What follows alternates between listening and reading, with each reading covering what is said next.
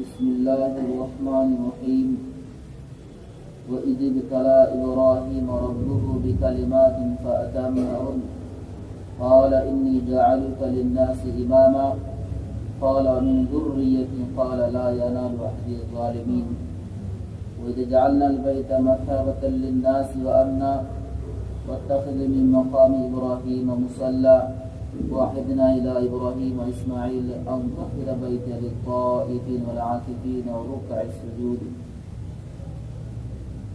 وإذ قال إبراهيم ربي اجعل هذا بلدا آمنا وارزق أهله من الثمرات من آمن منهم بالله واليوم الآخر قال ومن كفر فأمتعه قليلا ثم اضطره إلى عذاب النار وبئس المصير صدق الله العظيم আল্লাহ পাকের সমস্ত তারিফ ও প্রশংসা দিয়ে আল্লাহ পাক আমাদেরকে মাগরিবের নামাজের পর কিছু সময়ের জন্য এখানে কোরআন কারীমের আলোচনা শোনার জন্য বসার তৌফিক দান করেছেন। ইনশাআল্লাহ পাকের শুকরিয়া আদায় করি, আলহামদুলিল্লাহ। তার সঙ্গে জনাব নবী করিম সাল্লাল্লাহু আলাইহি ওয়াসাল্লামের উপর লাখ দরুদ ও সালাম আমরা বলি সাল্লাল্লাহু আলাইহি ওয়াসাল্লাম। আল্লাহ রাব্বুল আলামিন হযরত ইব্রাহিম আলাইহিস সালামকে কিছুগুলো পরীক্ষা নিয়েছেন। ওয়াইদ ইবতালা ইব্রাহিম রব্বুহু বিকালিমাত, और जब इब्राहिम को उनके रब ने कुछ कलिमात के जरिया, कुछ ख्वाबों के जरिया इम्तिहान लिया, मुबतला किया, फअतम्महुन्ना, उन्होंने उसको पूरा कर दिया। আমরা সবাই জানি সেই ঘটনা যে হযরত ইব্রাহিম আলাইহিস সালামকে স্বপ্নের মাধ্যমে দেখাইতেছেন যে উনি ওনার ছেলেকে জবাই করতেছেন। এটা স্বপ্নের মাধ্যমে এটা পরীক্ষার মানে পাঠশা দিচ্ছে, মানে পাঠশাটা ফিলআপ করো। কি পাঠশা? যে তুমি তোমার ছেলেকে জবাই করতেছো, এটা হলো পাঠশা, প্রশ্ন, এটা তুমি উত্তর দাও। তুমি যেটা স্বপ্নে দেখতেছো ওটা বাস্তবায়ন করো। এটা হলো পরীক্ষা। কিন্তু ভাবলেন যে আল্লাহ তাআলা আমার কথা হইতেছে কুরবানি চাইতেছে, মানুষ তো সাধারণত কুরবানি করা চলে না, এটা সাধারণ ব্যাপার, মানুষ কুরবানি দেওয়া। তো উনি 100টা উট কুরবানি দিছে। তারপরে আবার সেই স্বপ্নটাই দেখছে, আবার স্বপ্ন দেখলেন, উনি বললেন, ভাবলেন যে বাবা আমার কুরবানি কবুল হয় না, আবার দিলেন 100টা। এভাবে 3 দিন দেওয়ার পর চতুর্থ দিন উনি সত্যি করে ভাবলেন যে আসলে যে আল্লাহ তাআলা যেটা আমাকে স্বপ্নের মাধ্যমে দেখা দিয়েছেন ওটাই জবাই করতে হবে। তো আমরা সেই ঘটনা জানি যে কিভাবে উনি ছেলেকে কুরবানি করার জন্য নিয়ে গেলেন, আর সেই ঘটনা আমরা শেষ পর্যন্ত জানি। তো লাস্ট মুহূর্তে আমরা দেখতে পেলাম যে যখন উনি ছুরি চালাইলেন, হযরত জিবরিল আলাইহিস সালাম ছুরির সুন্নত থেকে ওনাকে সরায়, ইসমাইলকে সরায় নিয়ে দুম্বা সঙ্গী করে দিয়েছে, আর লগে লগে দুম্বা কুরবানি হয়ে গেছে, ওনার ছেলে জিন্দা খাড়াই আছে বাবার বললে। তো আল্লাহ তাআলা বললেন যে তুমি তোমার স্বপ্নকে পুরো করে ফেলেছো, ফাআতাম্মাহুন্না, तुमने उस इम्तिहान को पास कर दिया, तुम इम्तिहान में पास कर सको। क़ाला इन्नी जाइलुका लिन्नास इमामा, तो अल्लाह ताला ने फरमाया कि मैं तुमको सारे लोगों के लिए इमाम बनाऊंगा, प्रत्येक মানুষের জন্য তোমাকে রাহবার, তোমাকে ইমাম বানাবো। আমরা যে নবীর উম্মত, অর্থাৎ যে দ্বীন ইসলাম, এটা আসলে দ্বীন ইব্রাহিমের মানে বিশ্লেষণ, মেন একটা কিতাব থাকে, মেন কিতাব। এই কিতাবে কিছুগুলো বিশ্লেষণ করা সরা বা নোট বা বিশ্লেষণ করে কিতাব লেখা হয়, একটা থাকে মেন কিতাব। তো আমাদের দ্বীন ইসলাম হলো মেন যেটা ধর্ম, এটা হলো দ্বীন ইব্রাহিম, যার জন্য আমাদেরকে জাতির পিতা ইব্রাহিম বলা হয়। আমরা মুসলমান জাতি, কিন্তু এই যে আমাদের জাতির পিতা কে? কে আমাদের জাতির পিতা?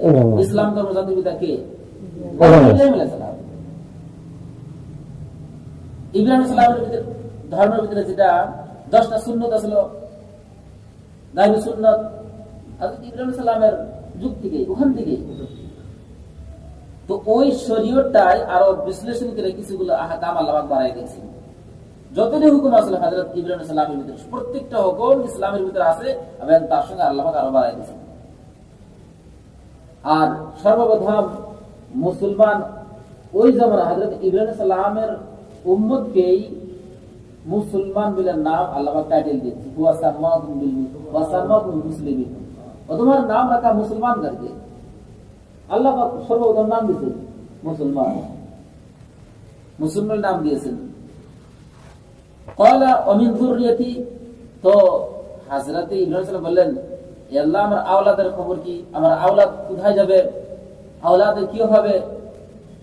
बोले अल्लाह पाक बोले क़ाला ला यनालु अहदी ज़ालिमीन, मेरे वादा जो है জালিমিন को नहीं पहुंचेगा। আমি তোমাকে ওয়াদা করছি যে তোমাকে মান মানাবো, তোমাকে সমস্ত জগতের মধ্যে চমকাই দেব, কিন্তু তোমার আওলাদ যে হবে, তোমার বংশজ হবে যারা জালিম, অর্থাৎ নিজের নফসের উপরে জুলুম করে কুফরি শিরকি করে, এই ওয়াদা তাদের জন্য নয়, তাদের জন্য নয় এই ওয়াদা। তো হযরতে ইব্রাহিম আলাইহিস সালামের ছেলে ইয়াকুব, ইসহাক, তো উনার বংশ থেকে হলো ইসহাক আলাইহিস সালাম, ইয়াকুব আলাইহিস সালাম, ইয়াকুব আলাইহিস সালামের ছেলে হলো আপনার 10 জন, ওখান থেকে হলো ইহুদির বংশ, ইহুদির জাত। হযরত ইয়াকুব আলাইহিস সালামের দ্বিতীয় নাম হলো ইসরাইল, ওখান থেকে ইসরাইল বলা হয়, ইসরাইল, ইহুদিদেরকে ইসরাইল বলা হয়, তাদের বংশ হলো ইসরাইল বংশ, বনু ইসরাইল। আর আমরা হলাম বনু ইসমাইল। হযরত নবী আকরাম সাল্লাল্লাহু আলাইহি ওয়াসাল্লাম ইসমাইল বংশের মানুষ, আমরা বনু ইসমাইল। আর যারা ইহুদি তারা হলো বনু ইসরাইল। তো এই দুইটা গ্রুপ। আর যারা ঈসাই, যারা খ্রিস্টান, তারাও বনু ইসরাইলের মানুষ, তারাও ওই বনু ইসরাইলের বংশ থেকে। তো এই যে আল্লাহ পাক আগের আয়াতে বলেছেন ওয়ালান তারদা আনকাল ইয়াহুদ ওয়ালান নাসারা হাত্তা তাত্তাবিআ মিল্লাতাহুম, यहूदी और नसारा आपसे कभी नहीं राजी होंगे याते कि आप उनके धर्म का इत्तिबा कर ले। हे नबी, আপনি যতই তাদের সঙ্গে মিল দাঙ্গা খাতির দাঙ্গা, কিন্তু তারা কখনো আপনার প্রতি সন্তুষ্ট হবে না যতক্ষণ পর্যন্ত আপনি আপনার নিজের ধর্ম বাদ দিয়ে তাদের ধর্ম গ্রহণ না করবেন। আজকাল আমাদের পরিস্থিতি যেটা, আমরা যতই গায়ের সাথে নিজের ধর্ম, নিজের পরিচয়, নিজের ঈমান বেচাও যদি তাদের সাথে খাতির দিবার যায়, তারা কখনো নিজের মিলে পাইবেন না, কোনো সময় পারবে না। কিন্তু আল্লাহ না করুক, আজকে ধর্ম চেঞ্জ করে আপনাকে ফুলের মালা দিয়ে স্বাগত জানাই দেব, তার চাই ইসলাম ধর্ম ছেড়ে দেয়, চাই দোষ একটাই। আজ যেটা পরিস্থিতি দেশের ভিতরে, দাঁড়িয়ে টুপি দেখলেই তাদের হিংসুকের নজরে দেখা, তাদের জুলম অত্যাচার, বিনা দোষে তাদেরকে তাড়াই দেওয়া, কি কারণে, কি দোষ করছে তোমরা মুসলমান? এটাই দোষ, এটাই আমাদের দোষ। তো আল্লাহ তাআলা এই মুসলমানকে এরকম পরীক্ষা নেবেন, পরীক্ষা ছাড়া হবে না, পরীক্ষাটা হবেই। গতকাল হাদিসের মধ্যে বললাম যে আল্লাহ পাক যখন আল্লাহ পাক রাসূল সাল্লাল্লাহু আলাইহি ওয়াসাল্লাম বলেন যে যার পরীক্ষা যত কঠিন হয় তার পুরস্কার তত বড় হয়। আর আল্লাহ পাক যখন কওমকে ভালোবাসেন তখন তাদেরকে মুসিবতে গ্রেফতার করেন, মুসিবতের মধ্যে বলেন। মনে করেন এই দুনিয়ার ভিতরে সবথেকে বেশি কষ্ট কার হয়েছে? নবী আকরাম সাল্লাল্লাহু আলাইহি ওয়াসাল্লাম, সবথেকে বেশি কষ্ট। আর যিনি আল্লাহ পাকের সবথেকে প্রিয় বান্দা, কায়নাতের ভিতরে সবথেকে প্রিয় মাহবুব নিকটতম ব্যক্তি হলেন আমাদের নবী হযরত মুহাম্মদ সাল্লাল্লাহু আলাইহি ওয়াসাল্লাম। আর কষ্টকর বেশি হয়েছে হযরত নবী আকরাম সাল্লাল্লাহু আলাইহি ওয়াসাল্লাম। নবী আকরাম সাল্লাল্লাহু আলাইহি ওয়াসাল্লাম বলেছেন, আমার কষ্ট যদি এক পাল্লায় রাখা হয়, সমস্ত নবীদের কষ্ট যদি এক পাল্লায় রাখা, আমার কষ্ট বেশি হয়ে যাবে। কিন্তু মনে করেন যে বুজুর্গ হওয়া, ভালো মানুষ হওয়া, এটা এই দলিল না যে আপনাকে দুনিয়ার মধ্যে শুধুমাত্র ফুলের বিছনায় বিছাই দেব। যত ভালো হবেন তত কাঁটাযুক্ত বিছনা হবে এই দুনিয়ার ভিতরে। দুনিয়াটাই উল্টা, এই দুনিয়ার ভিতরে যে যত ভালো তার তত কষ্ট, যে যত বদমাশ তার তত তারিফ, প্রশংসা। মনে করেন না যে দুনিয়ার ভিতরে কেউ যদি কাউকে অসম্মানী করা হয়, কাউকে কষ্ট, নির্যাতন, জুলম করা হয়, সে আল্লাহ পাকের রহমত থেকে অনেক দূর না। এই দুনিয়ার মধ্যে ফুলের মালা তাকেই গলায় দেওয়া হয় যে আল্লাহর সাথে বগাওয়াত, দুশমনি করে। তাকে দেওয়া হয়, তাকে শ্রদ্ধা জানানো হয় না নাই? দিনের পথে हम तो चलবার जान, गायर तो गायर है, मुसलमान भी आपको गले के अंदर जूते के माला पहना देंगे। সত্য কথা বলেন আপনি সমাজের ভিতরে, দেখেন আপনার অবস্থা কি হয়। আপনাকে বয়কট করবে, আপনার বাড়ি না এসে আপনার বয়কট করবে। আপনি খালি চলে দেখেন শরীর মোতাবেক, আপনার স্ত্রীর কথাবার্তা দেখবেন, যদি সব পাবন্দি লাগাই দেন যে তুমি যাইতে পারবো না, তার সাথে কথা বলতে পারবো না, এটা করতে হবে, এটা করতে হবে, একদম ইসলাম হতে চালান দেখবেন আপনি বিবি আপনাকে পাবেন। আপনার বেটা নামাজ পিটাবেন, 3 দিন পিটাবেন, তারপরে আপনার বাপ পরিচয় দেবেন, হবে না নাই? এই যে দুনিয়া, আপনি সত্য পথে চলবার যাবে, কষ্টটা হবে। আর শয়তানের রাস্তা চলবেন, দেখবেন যে আপনার সাথে হাজার হাজার মানুষ, মনে করেন না যে আপনার আমার সাথে হাজার মানুষ, আমি শুদ্ধ পথে। হাজার মানুষ ওরা শুদ্ধ পথের দলিল না। একা চলা কঠিন, কোন সময় একা চলায় শুদ্ধ পথে হওয়া দলিল হয়ে থাকে। কেউ চলেও না, একা চলেন, আপনার পিছনে মানুষ থাকতেও পারে, নাও থাকতে পারে, আপনার প্রশ্নটা করতেও পারে, না করতে পারে, কিন্তু আপনার বদনামটা খুবই বেশি। আপনি ভালো করে বদনাম করবে। আজকাল উল্টা হয়ে গেছে দুনিয়া আগের থেকে উল্টা, দুনিয়াটাই উল্টা। নবী আকরাম সাল্লাল্লাহু আলাইহি ওয়াসাল্লাম বলেছেন যে সবথেকে কষ্ট আমার বেশি হয়েছে, আমার সাহাবাদের বেশি হয়েছে। কেন? বলে নবীর পরের 10 সাহাবী সব থেকে দুনিয়ার মধ্যে দামি এবং ভালো মানুষ, এবং কষ্টটা হয়েছে আল্লাহ দিলেন 2 নাম্বার দামি। যে তারপরে কার কষ্ট হিসেবে বলে তাবি যারা বুজুর্গ আউলিয়া, তাদের কষ্ট বেশি হবে। বলে ফল আকরাম, যে যত আল্লাহর নিকটতম হবে তার তত কষ্ট বেশি হবে। মনে করেন আমি নামাজ পড়তেছি, রোজা থাকতেছি, ভালো আমল করতেছি, আর সুখ শান্তি জগতের সুখ শান্তি আমারই হবে, এটা বাইবেল লাভ নেই, এটা ভাবা যাবে না। যদি ভাবে সে ব্যক্তি কামিল মুমিন হতে পারবো না, সে বড় হইতেই পারবো না, জানেই না বাবু আমি এত সুন্দর ভালো, সব পেলে ভালো, তারপর আমার সাথে এত কেন জুলম হয়, আমার এত অভাব, এত চিন্তা, এত বিমার আমার কেন হয়? আমি তো ভালো আমল ক্ষতি করি না, আমি তো নামাজ পড়ি, রোজা থাকি, কারো গীবত করি না, আমি তো ভালো, যত ভালো হতে চেষ্টা করে তত মুসিবত আয়। এই ব্যক্তি কয়েকদিন বাদে যদি এটা বিষা না পায়, সে ব্যক্তি সব ছেড়ে দেবো, নাউজুবিল্লাহ জানি, বুঝলে এটা তো লাভ নাই। আমি যত ভালো রাস্তা চলবো, অত কি মুসিবত আসে, ওই রাস্তায় যাবো না, নাউজুবিল্লাহ। আল্লাহ মানে শয়তানের হেফাজত করো শয়তান থেকে। কিন্তু বুঝতে হবে, মনে করেন আপনার যত ভালো চলবার চাইবে তত কষ্ট হবে, এটা আপনি বুঝতে হবে। পরীক্ষা যেটা, আপনি বড় পুরস্কারটা দিবে কি? আপনাকে একটা প্রশ্ন করলো, আপনি একটা প্রশ্ন উত্তর দিবেন, আপনি 1 কোটি টাকা পুরস্কার দেবেন। হ্যাঁ, প্রশ্ন করছে একটা হালকা, হ্যাঁ একটা প্রশ্ন, তোমাকে 10 কোটি টাকা পুরস্কার দেবো। এই পরীক্ষা বড় ভয়ানক, 1000টা প্রশ্ন, এত লম্বা লম্বা উত্তর দেওয়া লাগবো। এই পরীক্ষাতে পাশ করবো, তাকে মানে 10 কুইন্টাল শোনা দেবো, 1000টা প্রশ্ন। তাহলে আমরা পরীক্ষায় দিবার চাই না, তাহলে আগের ক্লাস পাস করবো কিভাবে, পুরস্কার পাবো কিভাবে? দুনিয়া পরীক্ষা ছাড়া কিছু মানে আগ বাড়া যায় না। আল্লাহ তাআলাও তখন এই নিয়ামত দেব, পরীক্ষাটা করে দেবো যে আমার বান্দা কথা হানি শক্ত নরম পরীক্ষা, মানে পরীক্ষা নিব না। যে যত মানে বুজুর্গ হবো, যত ভালো রাস্তা তত অত ব্যাগ পরীক্ষা নিব। পরীক্ষা পাস করলে পাস। দেখেন না নবীদের কত বড় বড় পরীক্ষা হয়েছে। হযরত ইব্রাহিম আলাইহিস সালামের, ইব্রাহিম আলাইহিস সালাম আগুনের মধ্যে হয়েছিল না? এটা কি আমার আপনার পরীক্ষা হলে মানে আমরা থাকা হবো নাকি, থাকবো নাকি? আগুনের মধ্যে। আপনি ভাববেন আমি এত ভালো মানুষ, আমার সাথে গায়ে আমাকে আগুনের কুণ্ডের মধ্যে ফেলাই দিল, এটা কেমন কথা হলো? আমি এত ইবাদত করি আর আমার সাথে দুর্দশা। হ্যাঁ, কিন্তু নবীদের সাথে এরকমটাই হচ্ছে। আমরা 2 টাকা বুঝবো হয় না, আমরা মনে করে যে আপনি খালি ইজ্জতই করবে, সম্মানই করবে, এটা ভাবা যাবে না, এটা ভাবতে নেই। নবী আকরাম সাল্লাল্লাহু আলাইহি ওয়াসাল্লাম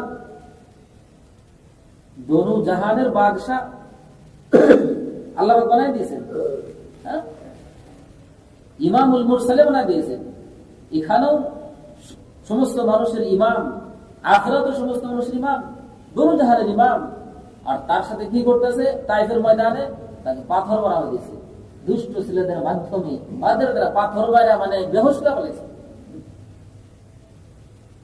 আমাদের কষ্ট ভাই না, আর যতটুকু কষ্ট এত সহ্য করতে পারি না, কষ্টটা হবেই, পরীক্ষা হবে। অর্থাৎ দুনিয়া, আর দুনিয়া দারুল ইমতিহান, দুনিয়াটাও হইলেই পরীক্ষার জায়গা। মনে করো পরীক্ষার হলের মধ্যে কোন সময় কেউ আপনাকে রাজভোগ, আপনার ফুলের মালা, আপনাকে রাজ পোশাক পরীক্ষার হলে দেয় না, দেয়নি? কোন সময় দেয়? মেহনত করে তুমি দিমাগ খাড়ায়া, খাম ফালায়া, তুমি বিবেক খাড়ায়া পরীক্ষা দাও, পাশ করলে দেখবা যে তোমার ফুলের মালা মানুষের উৎসাহ করে নিয়ে এরা তোমাকে জয় দিতে নিয়ে আসবে। আসে না? নাই? পরীক্ষার হলে যদি আপনি চান, পরীক্ষা বসলাম না, বসলাম পরীক্ষায়, আপনি আগে আপনাকে ফুলের মালা দিব? এই দুনিয়াটা পরীক্ষার হল, মানে মৌত পর্যন্ত পরীক্ষা চলেই থাকে। কোনটি বাঁচছে আর লাস্ট কোনটি বাঁচবো আমাদের মৌত পর্যন্ত। আর যারা কিয়ামত দেখবো তারা ফেরেশতার হযরত ইসরাফিল সালামের লাস্ট গুটি শুনবো। আমরা পরীক্ষা যারা দিই, ঘন্টা বাজে না, একটা ওয়ার্নিং বেল দেয়, একটা ফাইনাল বেল টুম করে বাজে বলে পরীক্ষা শুরু। আবার একটা ঘন্টা হয়, আবার মানে প্রত্যেক ঘন্টা একটা বাজবো, আবার লাস্ট একটা ওয়ার্নিং দেবো, টুম টুম করে বাজিয়ে থাকবো, বলে পরীক্ষা শেষ, এবার পাঁচটা জমা দাও। আমাদের পরীক্ষা ঘন্টি বাজে গেছে। আর হযরত ইসরাফিল সালাম লাস্ট পরীক্ষার ওয়ার্নিং দিয়ে দেবো, বলে সব চাপা গেল আমল, আর নাই, পরীক্ষার সময় শেষ, যাওয়া হবে। এটা জগৎটা চান্স করো, আলমে দুনিয়া থেকে আলমে ভবিষ্যতে যাও। এবার কেরা কে পরীক্ষা দিলা, এইবার পরীক্ষা এই আমল নামা যার যার রেজাল্ট হাতে দিব। কেউ দেবো ডান হাতে, কেউ দেবো বাই হাতে। ডান হাতে যারা দেবো তাদের তাহলে পাস, এটাই আলামত। ডান হাতে দেবো, আর ওটা ফেল করার কোনো মানে শঙ্কা নাই। ডান হাতে দিলে মানে পাস হয়েছে, দিকে ডান হাতে দিচ্ছে, ফেল হলে বাই হাতে। যারা ফেল হবে তারা বলবে লামুতিয়া কিতাবিয়া, আফসোস আমাদের কি এই আমল নামাটা না দেওয়া হতো, রেজাল্টে যদি না দেওয়া হতো, কি আশ্চর্য ব্যাপার। এই লোক দুনিয়া। তোমার হাতে দোস্ত বুঝুর্গ, দুনিয়ার মধ্যে কষ্ট হবে, পরীক্ষা হবে, নবীদের হয়েছে, সবাই হবে। আর আল্লাহ তাআলা কাবা শরীফকে সমস্ত মানুষের রূপ বানিয়ে দিয়েছেন, তাওয়াজ্জুহ কি জায়গা। এবং ওয়াত্তাখাযু মাকাম ইব্রাহিম মুসাল্লা, মাকাম ইব্রাহিম যেই জায়গায় মানে লিফটের মতো ব্যবহার করে কাবা শরীফ বানিয়েছেন, মাকাম ইব্রাহিম, ওখানে নামাজ পড়লে অধিক সব মানুষের পরে। হাতিমে কাবা আছে, ওখানে নামাজ পড়লে কাবার ভিতরে নামাজ পড়ার সমান সব দান করে আল্লাহ তাআলা। আর হযরত ইব্রাহিম সাল্লাম দোয়া করেছে আল্লাহ তাআলা, এই শহরটাকে, এই টাউনটাকে এরকম তুমি বরকতময় করে দাও, ফলে ফুলে ভরপুর করে দাও। সৌদি আরবে কিন্তু মেন জায়গা কিন্তু ফল মূল কিন্তু হয় না, কিন্তু দুনিয়ার সব থেকে ভালো ভালো ফল মূল, শাক সবজি, কাঁচা বস্তু, মানে টাটকা বস্তু সব ওখানে আগে যায় সারা দুনিয়া থেকে। এটা হযরত ইব্রাহিম সালামের দোয়া। এও দোয়া করছেন যে قال إبراهيم رب اجعل هذا البلد آمنا أمن البلد وارزق أهله من الثمرات, और इनके रहने वालों को फल अता कीजिए। फल मिना सबद मन आमन मिनहुम बिल्लाह, जो उनमें से ईमान लाए, और यौमिल आखिर, और अल्लाह के दीन पर और आखिरत पर ईमान लाए, ऐसे लोगों को अल्लाह ताला रिज़्क दे दे। रिज़्क का भंडार अल्लाह पाक दे। हज़रत इब्राहिम सल्लल्लाहु अलैहि वसल्लम कियामत पर तो चले जाते, কিয়ামত পর্যন্ত ছিল না। তো এই দুনিয়াটা হলো ইমতিহান, সবার ইমতিহান হয়েছে, ইমতিহান দিয়াই